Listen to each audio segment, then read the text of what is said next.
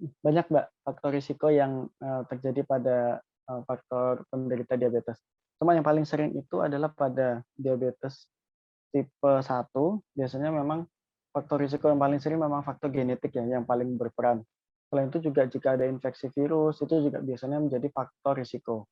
Nah, untuk khusus pada penderita diabetes tipe 2 itu yang paling sering pada diabetes tipe 2 itu, dia paling sering yang terjadi dalam masyarakat saat ini. Sehingga faktor risiko yang terjadi di masyarakat itu juga banyak sering ditemui, misalnya pada pasien dengan obesitas atau pasien dengan kegemukan.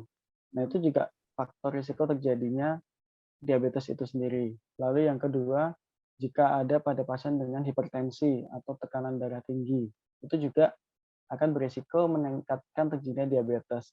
Lalu pada dengan pasien dengan kolesterol tinggi, trigliserid tinggi, itu juga berpengaruh. Jadi penyakit metabolik seperti tadi, obesitas, kolesterol tinggi, trigliserid tinggi, atau hipertensi itu sangat berisiko untuk terjadinya diabetes. Dan selain itu karena faktor pada pasien atau masyarakat yang kurang gerak atau kurang aktif dalam beraktivitas itu juga bisa memicu terjadinya diabetes itu sendiri, gitu Mbak. Berarti faktor risiko yang paling umum terjadi itu pada jenis diabetes tipe 2 yang rata-rata disebabkan karena gaya hidup, begitu Dok? Bisa dianggap seperti itu tidak Dok?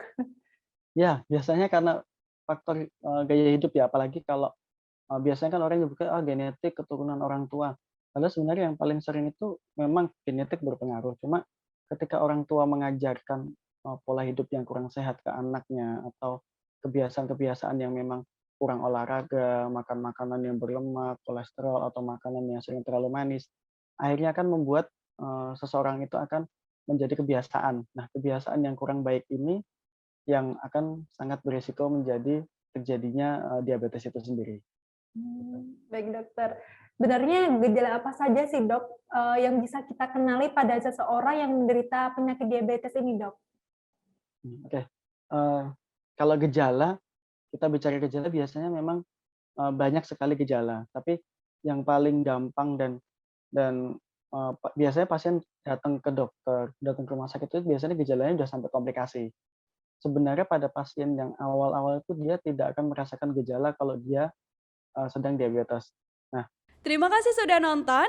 Jangan lupa like, subscribe, dan share ya.